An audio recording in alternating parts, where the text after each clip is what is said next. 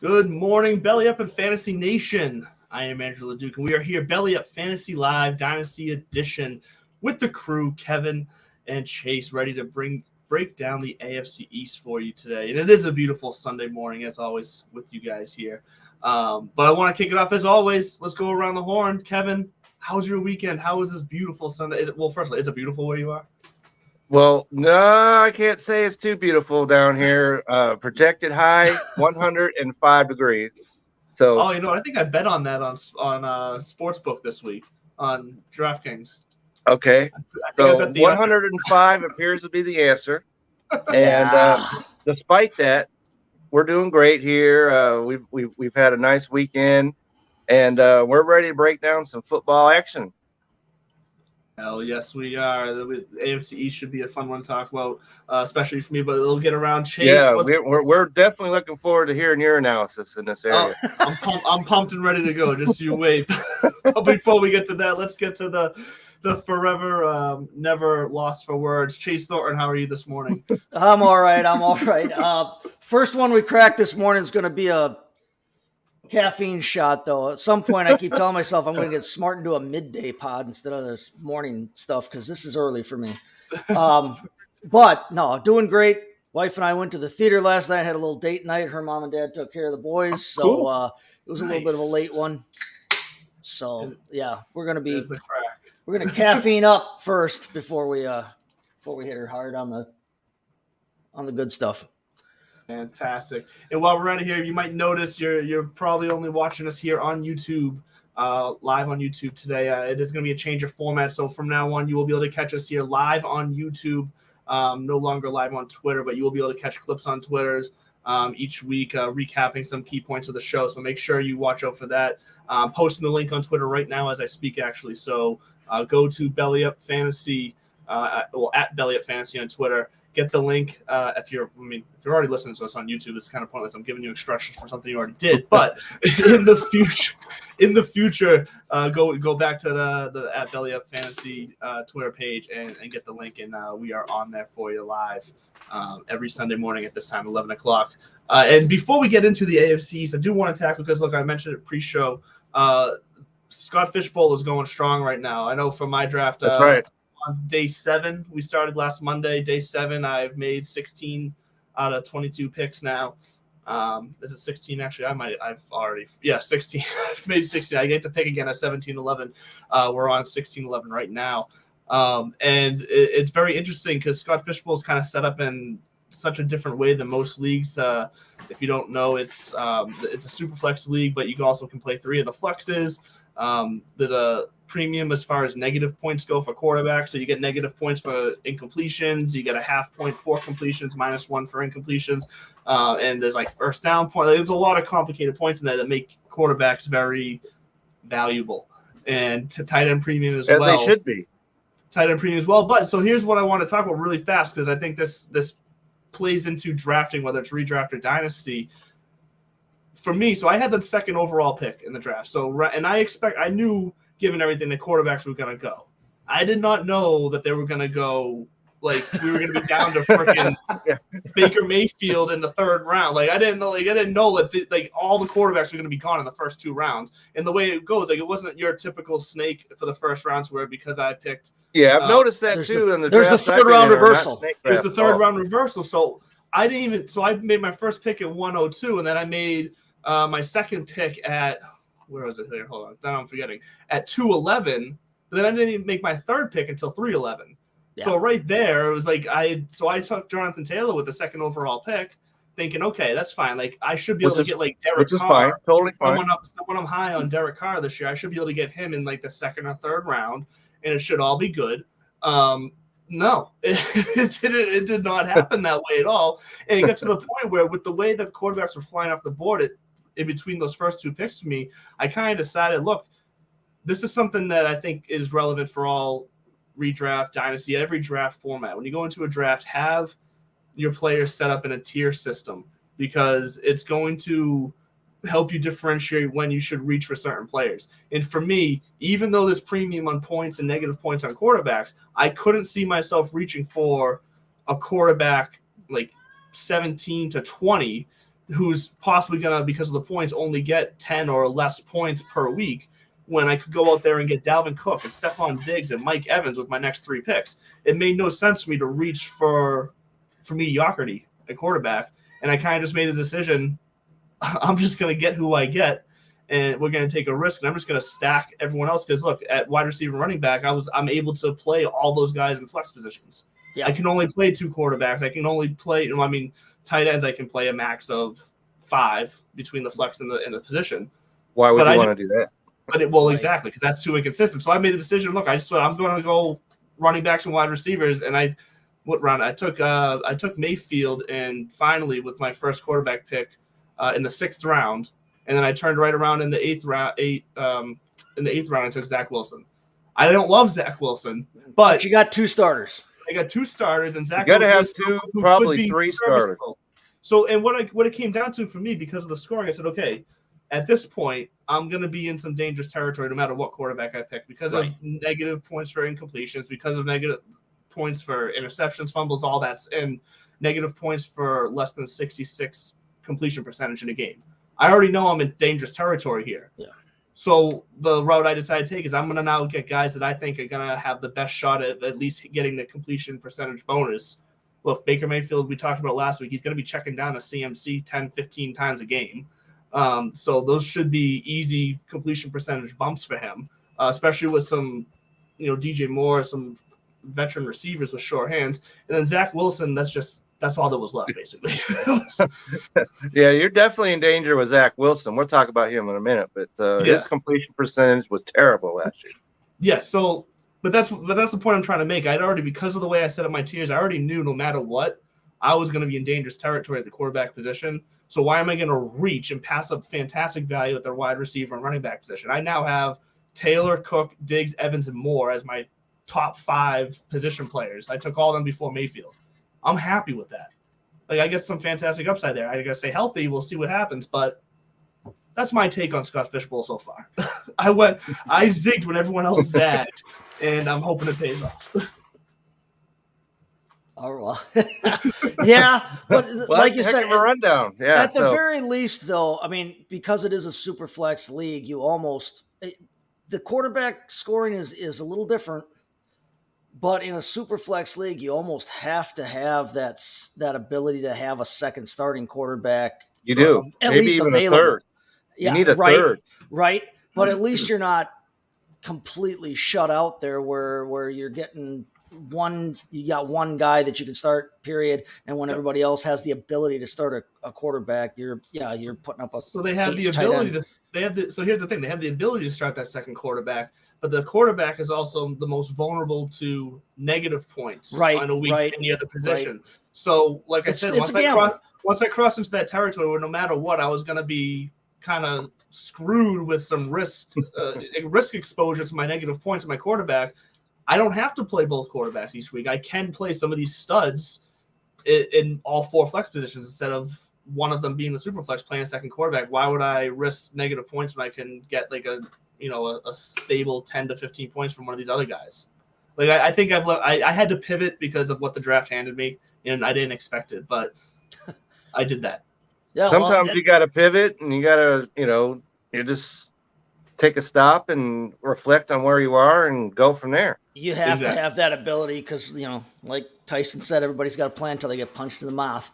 Yep. So as soon as you see something that doesn't match up with what you thought you were going to have to do, you got to be able to make a new plan on the fly there, or at least have a backup plan. Kind of like in battle. C, D. Yep. You got to plan until the first shot is fired. Then you got to come up with something different. You got to deal with what's in front of you. Yeah. Exactly. But that's enough about my little. So who's going to be your third quarterback? So there's no one really left, honestly. Looking at who's left at quarterback, I'm probably at some point going to take a stab at Sam Darnold just because of my take that I think he's going to get traded and play somewhere. As long as you don't, cost me to play in traffic today, all right? Well, you need to start. What do you need to do is look for. You do need another starter, whether it's Marcus Mariota or somebody like that. They're all gone. The only only 3 quarterbacks left available right now that you could consider playing at some point this year is Taysom Hill, Drew Lock, and Sam Darnold. That's it. Yeah. You They're might all as well. gone. You might just put it in neutral with that. So Yeah, and that's the thing. I may not even take another. I may not take probably somebody like me is in your league and took all the quarterback, because that's what I would have. Everybody took all the quarterback. We had one guy in our league who his first 4 picks were quarterbacks. At that point, I knew. That's insane. At that point, I knew like that's completely insane. That's when you can only because you can only start 2, and at that point, you're just causing yourself headaches and stress of trying to figure out. The rest of your roster is going to be decimated. So whoever did that, you just say yay for you, because you're going to get even trying to cover yourself for bye weeks. I mean, if he's whoever it was, if they screwed up and took 2 quarterbacks that had the same bye week, even in that case, taking 2 more right away like that when you can't play all 4 of them at once, and all of a sudden now you're taking giant dart throws at literally every other position. Every other position, yeah. So that guy, you might as well put him down for how many guys are in your league? 12? It's 12, yeah. Yeah, it's 12. So put him down for, I'll say highest is 10. That's it. There you go. Well, early prediction right there. So you're gonna have to keep us updated on what's going on over there. I will. Like I said, I like my draft. I'm just gonna stand by. Well, you're solid. You saw what I said to you when I saw your picks. I thought they were solid. Yeah, like I said, I like it, and I'm gonna once the draft does conclude here, hopefully in the next couple of days, because right now I'm averaging baking 2 picks a day, so we should be done here in the next couple of days. Well, 3 weeks. I will be putting out a recap article of my draft and my picks and kind of my reasoning behind every pick. So we'll be on the lookout for that, and we usually say that at the end of the show. But we're now 12 minutes in, and we got to get to the AFC East. I'll get off my little pedestal, not pedestal, but my little. Okay, well that's a pretty good lead. But the AFC East here, because look, I think it's going to be the Bills are going to win the division most likely. I think everyone can agree on that. That's pretty safe to say. But I think overall, it's going to be a fairly competitive division as far as the other 3 teams having a chance to still make the playoffs. Like I think the Dolphins are going to be good enough. I think the Pats are going to be, they're going to be similar to the Dolphins. I see both the Pats and Dolphins kind of finishing around that 9-8 mark, at best probably. The Jets, I think they'll finish 4th, but I think they're going to surprise some people this year and not be as bad as people think. Like if I don't know what their win total is, but if their win total was somewhere around like 4 for the year, I might be taking that over. Take the over. Yeah. Definitely take you over. Absolutely. Yeah, because I think they're going to surprise people. Yeah. And because of that, they will have. I think Wilson's going to be serviceable in fantasy. I think Breece Hall is going to be a factor in fantasy. I'm not 100% sold on the receivers and your Elijah Moores and whatnot, but the potential's there. Like it's not like they're not talented.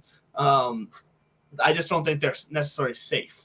And they might, and because we are talking Dynasty, they could be further down the road type of guys where if they start to put the pieces together this year, get the ball rolling, they could pan out for you, your Elijah Moores and whatnot. But where are you? So, I mean, let's start there. Let's start with the Jets then, because I think they've got some interesting questions there. They do. Yeah. So hit me with one of your questions here as I pull up, move down to the Jets. Well, what I said, like you just brought up, is that we're talking dynasty format. They've got a lot of young, interesting skill players right now. Yes. They just drafted Garrett Wilson, who some people have as the top receiver in the draft, in the rookie draft. Corey Davis. I don't either, but I've got him at top 2 or 3. Corey Davis, has been that guy before. He's been a guy before. He's been serviceable when he was with the Titans. Elijah Moore looked good last year. He's a little bit of a smaller guy, but then, with Breece Hall, with Michael Carter, they've got a ton of young guys. In fact, even their tight end room, they signed Conklin and Uzama.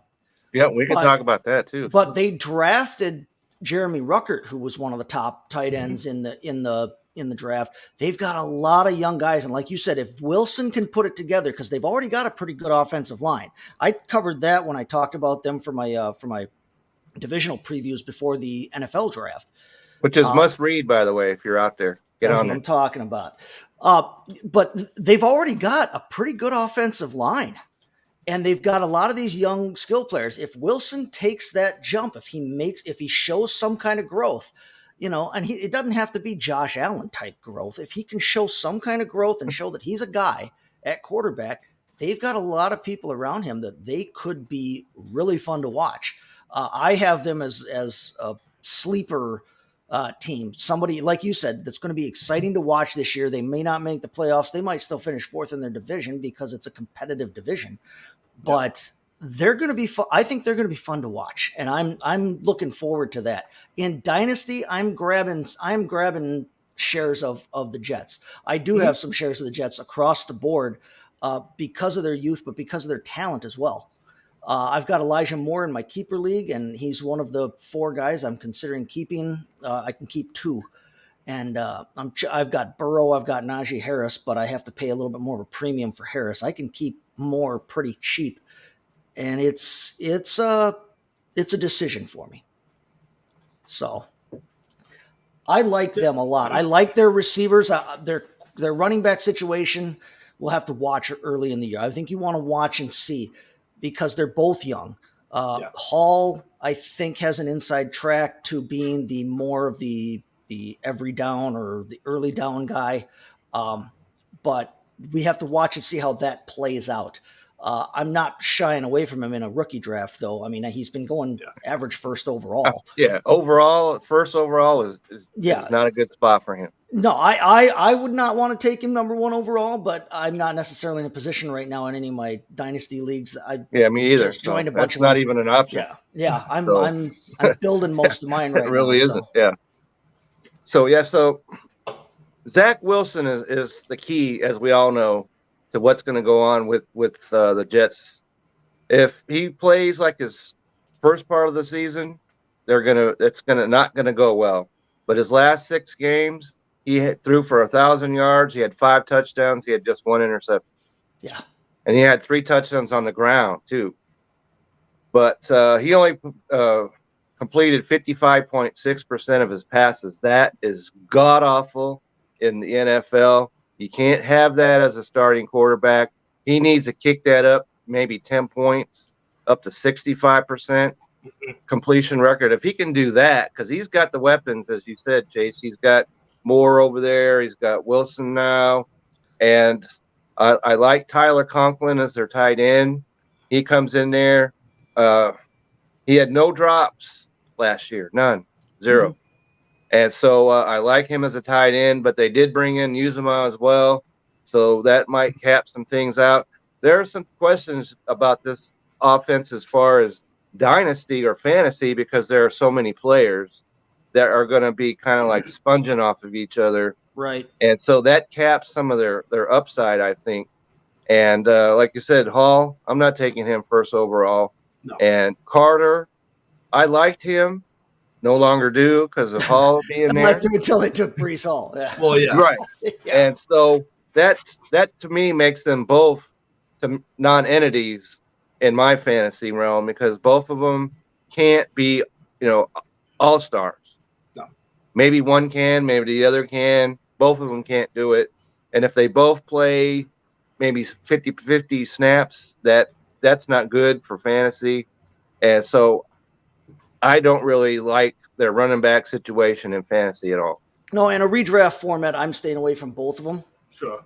Unless it's, if you're doing like a best ball type thing, you might have a shot there with Hall. But in Dynasty, I'm not taking him first overall if I'm drafting just because, like you said, I'm not necessarily in a position where I want running backs that high right now. Mm-hmm. But I wouldn't shy away from him with one of my. If I had a top 5, if I had a top 5 pick, I'd take him else. I wouldn't let him fall out of the top 5, regardless of what my situation was. He's going to be a good player. Not. He's got that. But in a redraft situation or for this season, I don't think you're getting that big a return on him. But hopefully you're not leaning on him anyway. Like that in a dynasty format. I mean, if you ended up being able to draft him in a dynasty format. A lot of people are though. I've seen it. Both drafts I was in, rookie drafts, he went number 1 off the board. I know. Yeah, if you've got the first draft if you're in your dynasty draft because you finished last year, you probably should be looking at other positions, but if you made a trade for it, grab him. I mean, he's going to be good.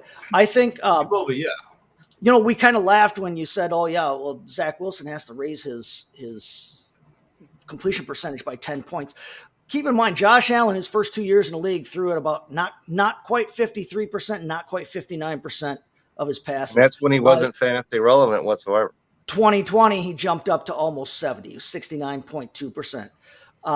It's not impossible for a quarterback to make that kind of jump. Now we're looking at, we're hoping for a jump between year 1 and 2 for at least in the 62%. I'll say if he could get himself up to 60, it's a failure for him as a quarterback. If it's not at least 62. If he gets himself up into the 60s, they've got something there, and with the weapons he's got around him and the line that he's got, they could have some fun this year. Well, I'm excited to see what he does because I'm very interested to see where they can go. Well, you got to be excited because his last name is Wilson, first of all. So you got that. I definitely don't think Wilson is a quarterback who's dead in the water after his rookie year. I think no, absolutely not. I think what you got to remember, especially when it comes to thinking about his completion percentage, is that backfield they had last year was just a mess between injuries, between inconsistencies, between Carter and Ty Johnson and Tevin Coleman. There wasn't anything consistent back there for him to take any pressure off of him. So he was throwing the ball probably a lot more than he should have been. And he was forcing the ball into some windows to guys who, quite frankly, weren't very capable of making it happen. I think Corey Davis was hurt for a bit of time last year too when they had him, right? He's got a lot better short targets this year between his tight end core and his running back core. Then yes. Exactly. Absolutely. Well, and now that with Breece Hall there, Michael Carter is going to be able to, hopefully, if they're smart, take on a role that I think he's more suited to, in that he's going to be able to be the back that gets out to the flats and gets him some short routes across the middle for some passes and gets open, because he's quick enough to be able to find those holes and hit them if they just got to set it up right. So I expect Wilson's completion percentage to go up now because, like I already said, for my selfish regions, I'm really hoping most weeks it's above 66%, but we'll see. But I expect him to take a jump this year. I'm not saying a jump as in he's going to be a top 10 quarterback this year, but I expect him to move in the positive. If he's your number 2 quarterback on your team, I think you're in pretty good shape. Yeah, exactly. I expect him to take a step in the positive direction, and then in years to come, I can expect that to continue. Especially if he's your third quarterback, you're real. Yes. Good. Oh yeah, you should be good for moving forward. But yeah, so that's the Jets. So let's get to the. Trying to decide. Let's get to the Dolphins next. Well, I'll say. You can only avoid it for so long. I'll save my pats until after the break because I'm worried I'm just going to rant and take up the time. So I want to make sure we hit some teams. So let's get to the Dolphins, because Tua is someone who is a lot of people are high on, and I get it because you got Tyreek Hill, the addition, and I think he's going to build something with Waddle. So I can see why he's popular in your dynasty formats. And I'm not necessarily against it either. I think the Dolphins have some stuff that they're working with there between Hill, between Waddle. They still got Gesicki at tight end. Their backfield is don't touch it with a 10-foot pole, because one, you don't know who's going to start, and two, it wouldn't shock me if every single one of those guys wasn't on the team in 2 years. Absolute so stay away from the backfield for Dynasty. Yeah. If you remember, Commissioner Cooper was like, they're terrible, and that's his team. Yes. So if he's going there, then you might want to listen up on that. Exactly. So get their backfield out of your mind in dynasty formats. But Tua, Waddle, Hill is still going to be a factor in dynasty. He still holds value. It can be said that maybe his value is taking a hit because he's going from Mahomes to Tua. I think that's fair, because I don't think they're going to have Tua airing it out with the same power and distance that Mahomes. He's not going to get the distance. Can't do that.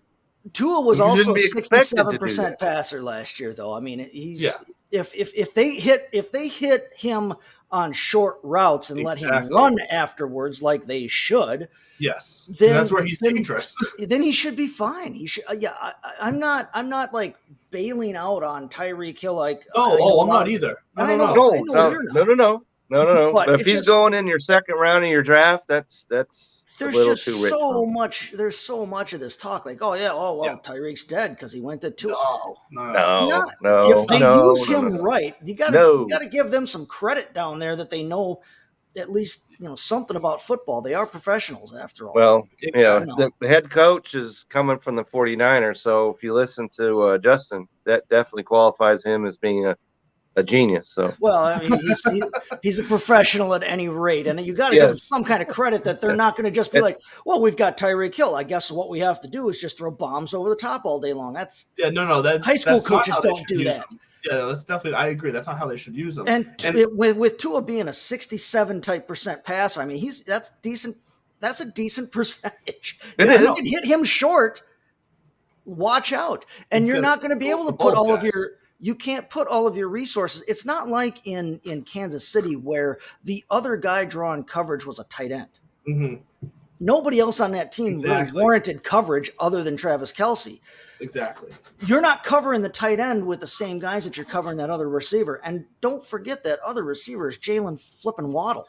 Well, yeah, because to cover Kelsey in KC, they had to man him up with or shadow him with a safety because just for the size purpose. And now those safeties on defense are going to be able to sit back and play between Waddle. Like they're going to be able to make the decision live on the field. Okay, am I going to cheat over towards Waddle or Hill, depending on what the route looks like? They're not going to have because look, Gesicki's a good tight end, but he's not Travis Kelce. He doesn't have the size of Travis Kelce. He doesn't have the power of Travis Kelce. You know, Gesicki can be covered by a combination of a slot corner and a linebacker or something like that. You know, but the safeties are going to be able to play a bit more towards both Hill and Waddle, which I think that means they're both going to be able to kind of have their games here and there. Now, It's all going to depend on the defense. Waddle's awesome. Yes. But you got to keep in mind, too, though, that, I mean, he was playing across from Devontae Parker and Albert Wilson last year. Parker's gone. Jalen Waddle is not going to see 140 targets this year like he did last year. No. Okay. He was the wide receiver 13 in a PPR last year, but he saw 141 targets to get there. Now he was efficient in it in that he caught almost 75% of the balls thrown to him, but he's not going to see 141 targets. But by that same token, Tyreek Hill's not going to have to see 160 targets either. You take the targets that they've got available, those two are going to see the bulk of them. They're still both going to be fantasy relevant. I don't know that Tyreek Hill is necessarily, that top 3 or 4 guy anymore, only because he's finally got somebody else at the wide receiver position across from him. They're still going to throw to Gesicki. He's still going to get his targets and he should. He's a good athletic tight end. But, he's going to be just fine. If you take one of these guys, I'm not taking Tyreek Hill as top 3 guy anymore. But I'm not discounting either one of them just because, they played in Miami or for 2 No, you can't. They're do not that. going to see 140 and 160 targets this year. No. Piece. Well, they don't have to. And, when it comes to Tua, this is his make or break right here. And he's got the offensive weapons. And not only do they have Hill and Waddle, but they also have Wilson out there, so they can run to a 3 wide receiver set. And then Gesicki, and that limits their garbage running backs just one on the field at a time. And so Tua's going to have to get it done this year, or they're going to have to go a different direction. I think he can get it done. Yeah. I don't know that their backfield you've got to be excited about the prospects that he has going forward, but he needs to get it done. And that's just the bottom line of that. He's going to score you some fantasy points though this year. His passing touchdowns should go up, and he's got a little bit of that rushing floor, but their backfield, it's an absolute train derailment right now, but only because it's so stacked up with guys who on any other team you'd be like, yeah, that guy's in the top 2. They got 3 rentals and 2 guys who have had their chance, kind of thing. But their 3 rentals are pretty much the same player, right? When healthy, Myles Gaskin has been a good fantasy running back, and he's their number 4. Any of those guys could be the starter. Trying to guess who it is going to be everything the derailment. I've seen says that Chase Edmonds has the early leg up. Yes, that's everything I've seen. Raheem Mostert has the same thing. If Raheem Mostert is healthy and back to what he has been or could be, he's got the blazing speed in that backfield. But Sony Michel, he's one of those he's just like Devontae Parker, and we can get to him in a minute too when we go up north. But at a certain point, I've said it before in this show, I will say it again. It'll probably be my mantra. At a certain point, guys are who they are. I think we know who That's right. Sony is. It's time to stop waiting for that breakout season from Sony Michel. It's We're not thinking he's coming. going to be something. No, It's he's not good. coming. He's good. He's good to break not out in a coming. game or two when they need him because of an injury or something. Possibly. He's good to spell a drive or two here or there to give a Right. top guy He's rest, not but a he's guy not I'm going to be looking your at. season-long bell cow or No. feature back. No, I'm shying away from him in any format Oh, right now. any unless format something whatsoever. And if Edmonds is in fact RB1, which I think that we all pretty much expect he will be, Yes. you're gonna have to take him too early in a draft to me for it to balance out the value. From what I've seen when I'm doing drafts, he's going way too early for me. For a guy that you're for a not guy that's sure gonna is be going a to be the middling RB1. RB2. If he's RB1, he's got value. Any RB1 on the team has value. He'll but be I their don't think starter, but he'll be a middling RB2, I think. Yeah, I mean, Yeah, that's so their the point upside where you in have to draft him is not going to equal the value it's going to give you. I'm trying to look real fast to see where he went in the Rio de Janeiro division of Scott Fishbowl here, and I'm not going to be able to find it in time here. I love the division names. Oh, actually, Rio de Janeiro, I did just find him. So in Scott Fishbowl in my division, Chase Edmonds went 7th round, 6th pick, 78th overall, and he was, I don't know what running back number that made him, but he was a mid 7th rounder in Scott Fishbowl in my division. I don't know. So I wasn't taking him there. I wasn't looking at him there. No, I don't think I would have touched him especially there in either. redraft. There's too many questions going on there, so There are. I'm good there. Yeah, so if somebody that wants to take a chance on him in the 7th round, you knock yourself out because you're not going to have to bowl me over to do it. No, and he's starting to age out of that golden window for running backs anyway. To where, I mean, if you've got him in Dynasty, you might get something out of him this year. If you can get something back you got for him, though. Yeah, I'd rather try to sell somebody on him, saying, "Look, he's going to be the running back one in this offense that should be electric, or not electric, but should have some more upside than they've had in the past." So they still don't have an try to offensive sell line down there. So no, I know, but I would be trying to sell him on, like, trying to overhype him to somebody in my league if I could. But one thing that doesn't need overhyped and one thing that doesn't have any questions is who you should be looking for to take care of your balls this summer. So as always, we're going to take a quick break here with Manscaped, the keeper of all of our balls, and we will catch up with you after this short break to talk Bills and Patriots. Hey, you. Yeah, you. Got bush? You definitely do if you haven't tried the best products from our sponsor today, Manscaped. Taking control of your bush is important. These products are so good, you're going to be showing pride in your new bush-free yard. It's a fact that you will have the best-kept nutsack on the cul-de-sac.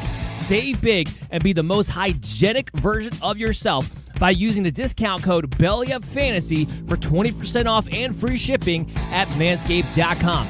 Whether you're looking to go bald like an eagle or just in need of a safe trim, Manscaped is dedicated to helping you level up your full body grooming game. The grooming package I highly recommend is the Performance Package 4.0. Inside this package is the Lawnmower 4.0. This electric trimmer is a bush worst nightmare. With a Performance Package purchase, you get 2 free gifts, the Shed Travel Bag and the patented high-performance reduced chafing Manscaped Boxers. They have a bunch of other products on their website, too, to help you maximize your confidence and grooming game.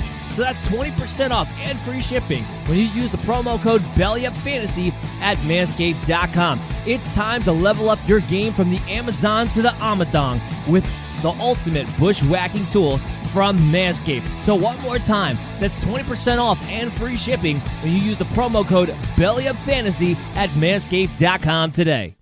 Hey. And we are back, and look, we're ready to finally talk about the New England Patriots. I have to say, I like the Pink Floyd music going on with that ad better than that right there. That's just my opinion. Kevin was jamming. You couldn't see him, but Kevin's jamming to that every time. That's right. But yes, let's get into the rest of the AFC East now. Well, we're going to jump over to my New England Patriots. As you can see, I got the brand new jersey. This just came in from Fanatics the other day, and I'm pumped about it because I had to finally retire. So you're set. All right. I had to finally retire my other one that all the decals are just peeling off, and it's time to move. It was time to move on post Brady era to the Mac Jones era. So need to step into the future. So step into the future, and look, I think the Patriots could. I think they're on the right track. They're not there yet. Like I said earlier in the show, I think they're like right around a 9-8 team this year. I think that's probably their ceiling. But from a fantasy standpoint, they got some options here. I'd say for Dynasty, the best option is probably Mac Jones. I think he's going to keep taking steps forward, so I think that's a no-brainer. If you ask me, I think he's a good Dynasty quarterback going forward. I wouldn't necessarily touch really any of their receivers at this point for Dynasty format because, look, I don't know how long Bourne's going to be there, Myers, what role he's going to play long-term. Like I said, Dynasty, I'm always thinking 2-3 years in ahead. Devontae Parker, I think he's going to play a big role this year. It's just more so, like, actually, real fast. How old is Devontae Parker? Because I feel like It feels like he's 29, like 38 years old. I know he's not that 20, old, but he's 29. So I feel like Devontae Parker is probably going to be a Patriot for maybe 3 years max. 13 minutes. Well, like I said, I just don't see Parker being a long-term. Like, if he's going to end up being your wide receiver 4 or 5, like, I think there's fantastic value there. But I'm not looking to get him as, like, a top 2 wide receiver on my Dynasty team. He might, for this first year or two, maybe hit that value. But I'm not looking to buy him at that value for the long term. Because I just don't think he's going to stick around that long. Every year I read an article that's like, oh, yeah, Devontae Parker, this is the year, this is the year, this is the year. Yeah. I'm like, guy, he's about ready for the retirement home. Well, when is it going to be finally the year? His injuries I'm not going to send him up the river just yet. But, yeah, he's getting ready to take a step onto the boat that's going to take him down the river. So his injuries haven't helped, but that's the point. At a certain point, guys are who they have been. Yes, now, he's their wide receiver 1 on their depth chart right now. I'm like, no, he's not better than Jacoby Myers at this point, and he doesn't know Mac Jones. I mean, at least Myers had a year with Jones. Kendrick Bourne is the one guy out of the 3 that it kind of interests me. Yes, and you can still draft him at pretty good value. I'm not looking at any way, shape, or form at Nelson Aguilar in Dynasty. Tyquan Thornton. Not get crazy. No, I don't even consider Nelson Aguilar still on the team. Like, to me, he's not even going to make this team. Nobody even remembers that he's 4th on the chart. But like, he might as well stay in the parking lot. I could easily see Nelson Aguilar not making this team and Tyquan Thornton taking his spot on the depth chart. And then you start looking Thornton's way for the few years coming out. If he looks good in camp, I'd go buy him on the cheap and thinking that because they're going to need somebody in the next couple of years here. Well, and that's the thing is. The thing is he's nice and tall. They've got all their starters are like 6'3", 6'2". They're all roughly built the same. Yeah. But he is the one guy who brings that different element because he's so blazing fast. Yes. And I mean, all my jokes about Bill Belichick drafting receivers aside, he is the one guy in that receiver room who does bring something different. So in Dynasty format, I think he's an interesting look. He's an interesting ad. And he's not going crazy high where you should shy away from him. I mean, this was a good receiver class. You're not taking him ahead of the guys, but let me see where he is falling in Dynasty. You keep talking. I'm just going to look at where he's falling in Dynasty rankings right now. Down in the 20s. Okay. Down in the 20s, right around 28, 30, I think. But he does have something different than anybody else in that room. And that's the one thing that gives me some hope for him. I'm not crazy. I'm about as crazy about their receivers as I am about the Miami backfield. It's not that there aren't some players there that could do something. There's too many names that we could talk about. There hasn't been a relevant their receiver room, right? That who do you pick? You don't know because at this moment, Bill Belichick doesn't know. No, who he's going to have as his top wide receivers. And is it going to be? I've heard some positive things about Nixon. I've heard some positive things about Thornton. What about Montgomery? What about Bourne? There's just way too many names right there. Someone's going to bust out, I guess. I don't know if you want to call it bust out. It's nice for Mac Jones to have a ton of different targets, but yeah. Well, but that's why I do like Thornton. That's why I like Thornton for Dynasty because Mac is going to need somebody to grow with. And because I think it's obvious that unless he takes a massive step back this year, which I don't think is going to happen, he's going to be. They're in on Mac Jones as the quarterback for like at least the next 5 years, ideally. And they should be. If he's on your fantasy team, I think you're in good shape. But Mac Jones is going to need ideally a receiver to grow with him, and Thornton has the best opportunity to become that guy. Really, the only opportunity on this roster to become that guy. That's the only guy I see to here grow with that him, has because we already any- know what Kendrick Bourne is, and who he's probably, if he continues to play good here when his contract's up, they're probably not going to pay him. So they'll probably let him walk. Aguilar is going to be a flash in the plan. He'll be gone in preseason. Yeah, you better have a taxi ride, on the side ready to take him out of there. So, He's like not I said, going to Parker's 29. I also don't think he's here for the long haul. So Thornton is the guy that has the chance to be here for the longest amount of time, grow with Mac Jones. And Mac Jones is the type of quarterback where he is. That's why I don't mind your take of Jacoby Myers potentially being better than Devontae Parker this year. Because I think, and Kendrick Bourne, because I think Mac Jones is going to look to the guys he feels comfortable with, he has the rapport with. It doesn't mean that Parker can't develop that with him quickly. It happens sometimes. But if you're just thinking about what we know at this point in time right now, Myers and Bourne, you're going to be able to get a better value than Devontae Parker, and you could end up with very similar results. I could see all that. The only problem is everybody is in such a rush to draft that at this moment you don't know how it's going to shake out. Sure. So as far as the wide receivers, I'm not in on them. They've got some good tight ends in Hunter Henry. They've got some good tight, in Jonnu Smith. They might cancel, but if they play two tight end sets, then both of them have value. Yep. Henry much more because he had 9 TDs. Can he maintain that pace? Is going to be the question. I don't know if he can, but it is a New England offense, so they do like it is a New England offense. That's not out of so the question. But it is now a Josh McDaniels less New England offense. That's we don't even true. know who's calling. We don't even know who's calling the plays for the offense at this point in time. That's true. And but, they could. I think they're going to stay with the targeting the tight ends. I agree with that, I do Kevin. too. Because I don't think they have the weapons to go away from that. No, they don't.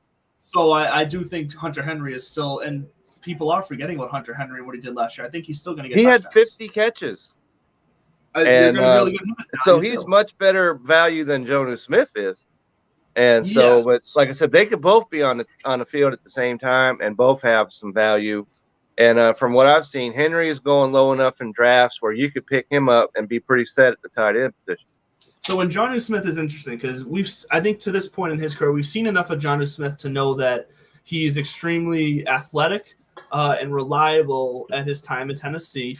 More so that I think it's fair to give him a second chance in thinking that last year he had this nagging injury. It was a new offense, new everything. Maybe it was an off year. And because of that, I'm willing to take a super value late round pick or trade for him for nothing if you're really desperate at tight end to take a shot at him becoming much more serviceable and useful in this offense this year. Because like we've said, because of the receiver situation, the potential's there for him to have a role carved out with him right along Hunter Henry. I mean, I'm not saying it's not going to be the same as Gronk and Hernandez was. They're not going to be like that, but it doesn't mean that two tight ends can't be, They absolutely can. Absolutely can. And, when it comes to the tight end position, it's not like you're looking for a whole lot to begin with. Yeah. You know what I mean? Unless you're drafting one of the top guys in the first, second, third round. You can all pretty much mix them all up, and whoever you pull out, there it is. Go ahead real fast. I want to jump back real quick. I know we're talking about their plethora of tight ends, and it's New England, and we've always seen that they've got good tight ends. Yep. One thing to keep in mind, we brought up Jacoby Myers possibly being able to grow with Mac Jones. Keep in mind, Jacoby Myers scored his first 2 touchdowns of his NFL life last season, and that's all he had.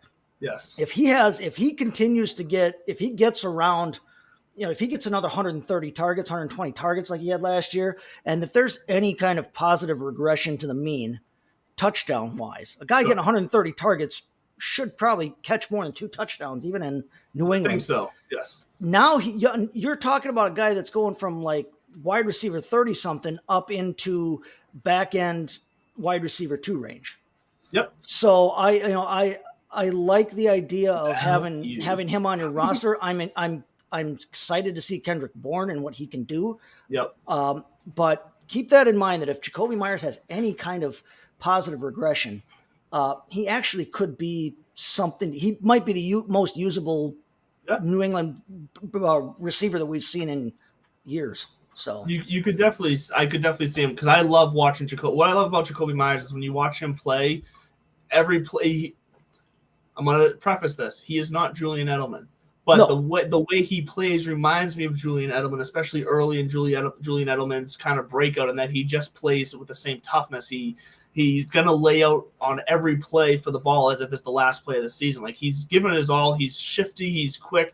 And he's doing everything he can to get open. Like that's the kind of guy that if he's putting in that effort and he can tighten in the skill set to be on the same page with Jones and they can work it into play calls, then that's the kind of guy that you are going to want that can take if your typical step forward for a receiver is one step, he's the type of guy that out of nowhere can take 3 steps forward in 1 year out of nowhere and jump the rankings. So I do like Myers for that reason as well. I got one question here too for you because you follow these guys more than anybody else. How much of a threat to Damian Harris's production is Ramondre Stevenson going to be? I like him a lot. I'll just throw that out there. So I think he's going to be a big threat because look, I think this is Harris's last year of his contract. I think I could be wrong, but if Bill continues to follow his kind of norm here, he's gonna keep moving the next guy up. It doesn't mean that Harris is gonna disappear, but I think it's gonna be much more of a balance 50-50 between the two of them. And then you're gonna get and look, what people are also forgetting, I think the bigger threat to Harris is that James White is healthy this year. Doesn't mean that James White is going to be getting the carries, but James White is going to be on the field now and on all third downs pretty much. Catching the ball like he always has. That's something that Harris caught. Catching the ball. Harris caught some balls last year, which he doesn't normally do. Like those are like there's going to be things that change for the way Harris is involved, and I think White and Stevenson are going to play into that. I think later on in the year when you're really going to need consistency for your playoffs, if everybody's still healthy, I think we're going to start seeing some glimpses of Pierre Strong as well. And don't forget they have your gadget guy in Ty Montgomery. Montgomery. I was just going to say, and speaking there's a lot of pass different catching, types of players in that backfield now they are all going to cut into Damian Harris's time on the field, which we've seen. Harris is a good runner, but he's also a volume runner. But you're going to have to put too much draft capital into him. He needs the carry. It's not going to return value to me. Yeah, you get any more time from Stevenson on the field, Damian Harris isn't scoring 15 touchdowns again this year. Exactly. Absolutely. Exactly. And that's the exact point. If he scores 7, up 7 my over-under. And that he's a volume guy, and his touchdowns his touchdowns were a result of the amount of volume he got. It's not going to be the same. It's going to be a big touchdown regression, which means he's going to probably drop, a pretty good chunk in the rankings. I'm not going to put a number on it right now, but same thing. I'm not really touching anybody in this backfield from a fantasy standpoint wise. And even in Dynasty, like I said, we've seen it too many times now that even if Stevenson jumps Harris this year, 2 years from now, he's probably going to be getting the same treatment too.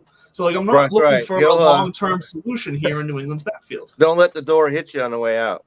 Exactly. So there's not it's not a backfield I want anything to do with Dynasty.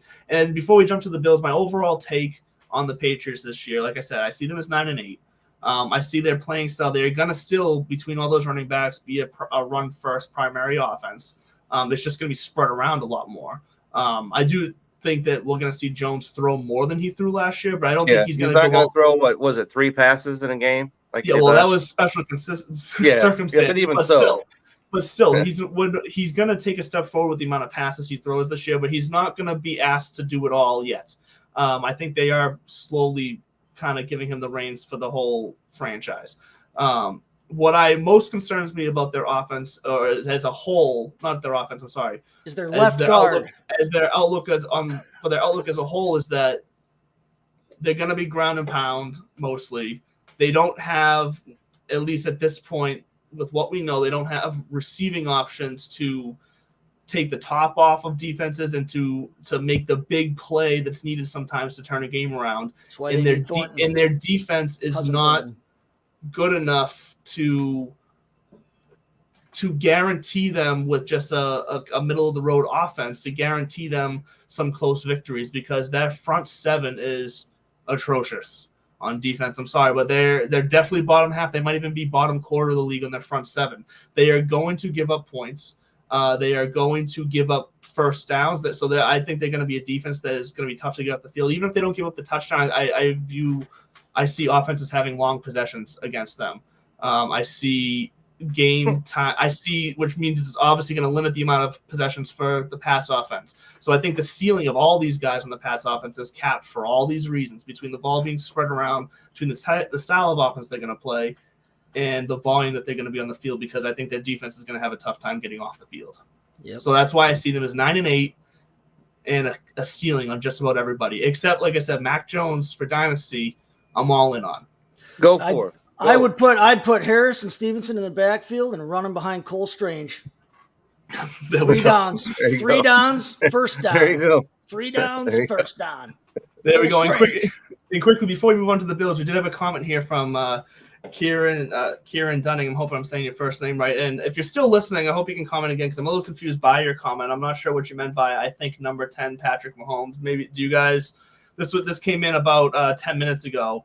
When we just I am absolutely confused by this comment. I'm not sure what the comment was, but if you're still listening, Kieran, comment again. Maybe are we talking about, because we were talking about Tua? We were talking about Tua at the time. Yeah. If that's where we're going, no. Sorry. Well, he might miss him. Tyreek might miss Patrick Mahomes, but I think, like I said, if they use him the right way, he's going to be okay. If they throw it short to him underneath and let him run, which is what you should do, because he runs better than anybody else in the league. Yes, they should be just fine. Well, and while we wait to see if Kieran gets back to us with some clarity, let's quickly, as we run out of time here soon. Yeah, let's get to the Bills. Hitting up against it. Well, it's the same thing. The Bills, I think, have the least amount of question marks as far as their offense goes. There's not a ton of turnover. We saw the addition of Jamison Crowder. We saw the addition of James Cook into the backfield, who at some point this year probably should take over for Devin Singletary as the lead back. Singletary is going to go into the season as the lead back, but once again, I'm not excited about that backfield unless Cook shows us something, because then he would be the dynasty interest in that backfield. But other than that, Cook, Moss, Singletary and Moss, we know what they are. I'm not excited about that. And look, we got Diggs. We know what the rest of the offense is, though, between Diggs and Allen. The question here is who's going to be their slot receiver? Yes. There's no question about Josh Allen. There's no question about Diggs. There's no question about Davis. Who is going to be their slot receiver? And whoever that individual is automatically has value. But you're going to have to identify that person, because is it Isaiah McKenzie? I think he's got the lead in for that. But you also got Austin. You got Crowder. You've got guys that are going to win that position. So that needs to be determined before you can assign any value to any one of those three. Tavon Austin at this point for me is maybe the captain of, at a certain point, guys are who they are. I'm not worried about Tavon Austin taking any slot snaps away from anybody. I forgot they even signed him. I think they brought him in. Yeah, they got him. And like I said, McKenzie is your starter at the start of camp. I'm not sure. Jamison Crowder. I would give it to Crowder over McKenzie, because I think he's going to get that veteran respect bump. Crowder is also in the mix, so that is the question that needs to be answered by their offense. I think before you can draft either one of them. Obviously, like you said, there's only a few questions on this team, but they're going back. We talked about Cook and Singletary. I think one of the things to look at from a dynasty standpoint here, James Cook isn't necessarily a 3-down back.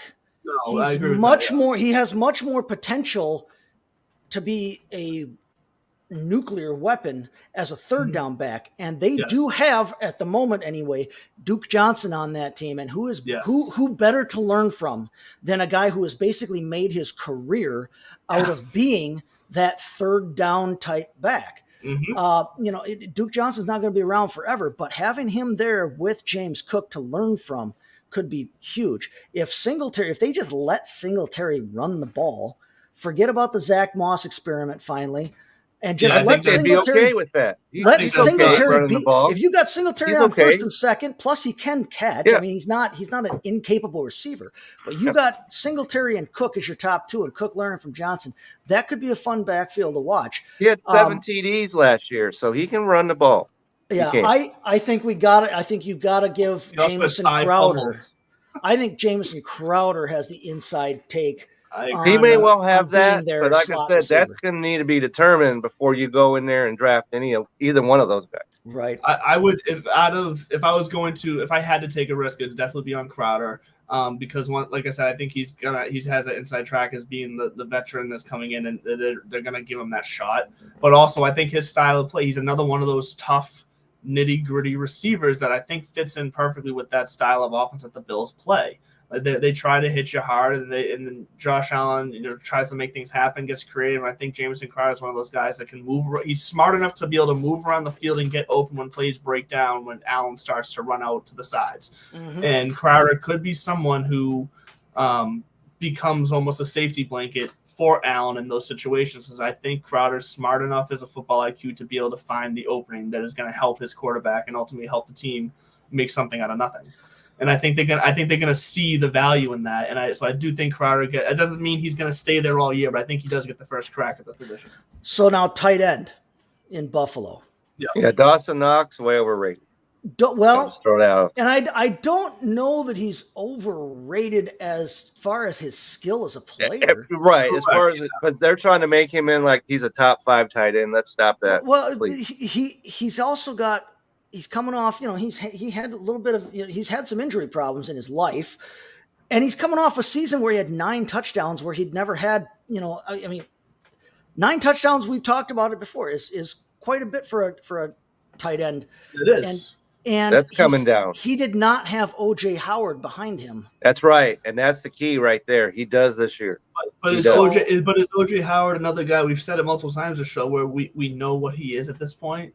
I mean, well, we know what he is, but so he will be on the field, and that's the problem right there. Will he be on the field? He's never been able to stay on the field. Well, he might be there for a couple, of weeks, and he'll steal some touches from Knox. He will. The way I look at it, if he couldn't steal touches over Cameron Brate and when he was younger and getting more hype, then I'm not sure he's going to over Dawson Knox. OJ Howard hasn't necessarily been the picture of health his whole. Exactly. That's right. Get out. That's right. As well, and a guy being who we think he is or whatever, to coin a phrase from Denny Green, that's not to say that a guy can't go to another, situation and find and be better. Cordero Patterson. Everybody knew that he was an athlete who could make plays, but no one really had ever put him in the right position. They'd always seen him as a guy who could make plays returning the football. Go back and read the article I wrote earlier in the season. Bill Belichick was the first one to really take that crack at him. And Atlanta finally used him in a way that maximized his talent. So it's not – nobody didn't think that Cordero Patterson could be a playmaker, could be an electric guy with a football in his hands. It's just that he hadn't been in the right situation yet. And there's guys across the league you can say that for, but at a certain point – some guys just are what they are, and it's not going to matter if they're in a new situation. OJ Howard being in this situation doesn't change who OJ Howard has been, but he may may draw away from Dawson Knox in terms of opportunities. Dawson Knox, I think he will. He's not a terribly efficient. He only caught 49 balls last year. That's right. So it wasn't like he was catching 70 passes. Right.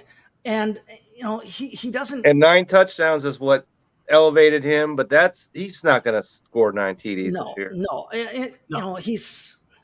I'm just saying that, we don't want to overvalue him because he had a decent scoring year last year. He wasn't the knockout that everybody else thought he was. He's kind of like, Tunyon for the Packers had all those touchdowns the year before last. He can't maintain that level of efficiency. Tunyon didn't catch 50 balls. Or I think he caught like 52 balls or something like that. He was just this insane level of efficiency. Yeah, and then he disappeared off the landscape last year. Yeah, and they don't necessarily target Dawson Knox all that deep. He only averages just over 8 yards a target. I'm not as sold on him as some people are. You might be able to sell him for name value if you've got another opportunity on your roster. I would much rather have one of the other top 10 type tight ends Well, and if we're talking attention. dynasty, I still stand by these two guys that if you can flip someone like Dawson Knox, who is going at a top 10 tight end value right now, for most fantasy managers out there, if you can flip him to one of those guys and get back you're probably not going to be able to get back someone like Trey McBride. I think he had too much draft cap. I think he's got too much hype for the future on him down in Arizona.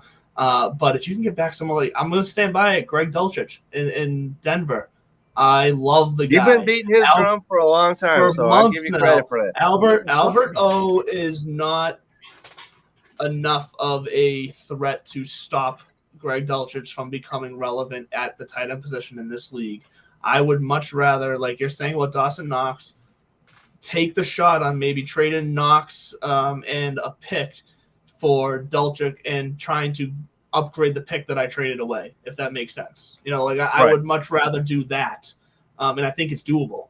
I think you would come out on the winning side of that because I think Dulcich has the possibility to be productive this year right away. He's someone I'm looking to take late in the Scott Fish Bowl draft. He's someone I'm gonna take a stab on probably with the last pick of my home league redraft league. Like, I'm looking at Greg Dulcich as someone who could be potentially, I'm not going to say a league winner, but he could make the difference for me in some weeks to where if I was going to have a tight end score me like 0 points, he might be able to get me that 8, 9, or 10 points that I need to win, to sneak out a win when I need it the most. So don't sleep on someone like that, a rookie, as becoming someone who can be serviceable for years to come. So there you go. And yes, that's the drum I've been beating. Yes, it is. It is. So, but we are out of time here on our Sunday morning with you guys. So as always, thank you for joining us. We can we're not as strict to our time limit anymore because we are switching over to mainly on YouTube. You can find us though on bellyup.tv. Go to that link. You can find this show. You can find all the show's past shows. You can find every show that is on the Belly Up Media Network. You can find all past shows on demand. Watch them whenever you want. Binge them.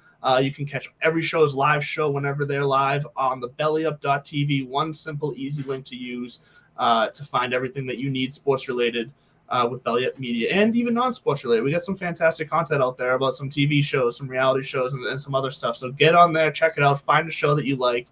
That's right. They were even talking about movies the other day. Yes. Thor they were talking about. So if you're into movies, Corner Booth was talking about that, right? That's right. Corner Booth, yeah. So get on over to bellyup.tv and check out all the shows we have. And like I said, you can catch us here every Sunday morning at 11 o'clock, 11 to 12, roughly 12. We went a little over today, but that's okay. So as always, real fast, Kevin, what's going on for you this week? I know the baseball world's starting to get crazy with the All-Star break coming up, and we're getting into it. So what do you got going on? Oh, we got, as you mentioned, the All-Star break starts tomorrow, and we have our show tonight, which is at 8 Eastern, and we're going to be handicapping the home run derby. We're going to be predicting who's going to win that, and we'll be looking at the standings and predictions for the second half, and as far as teams and also players. So you definitely want to check that out. I just dropped an article on the Belly Up Fantasy website Friday about players that you need to look at to pick up going into the second half of the season. So it's there, it's live. Go ahead and check it out. And on Twitter, you can always find me at Kevin62 WILSEA. So I welcome all comments. So let me have it. And Chase, floor is yours. Well, as always, find me on Twitter, STT Chase FFB. Check out on Belly Up Fantasy my article that I dropped this week on the Green Bay Packers preview for them. Fantasy wise, must see. I don't know about must see, must check out. How about that? Yeah, must read. Yeah, must read. There you go. We'll have a Cleveland Browns fantasy preview coming out this week as well. So be sure to check back on that. Plus, plenty of my colleagues are dropping reviews for every other team. Fantasy site. Yep, the Bengals. I know the Bengals are up. The Jets are up. We've got several articles up right now previewing each team. That's a series we've got going on right now. So double check that. You can hear everybody else's take from the network on the teams that we're discussing. That's right. Get over there to TSS Fantasy too, because they've got all the teams. They're counting down. I was over there last week talking about the Bengals. Yep. And so, Yeah. that's definitely something to check out. You really have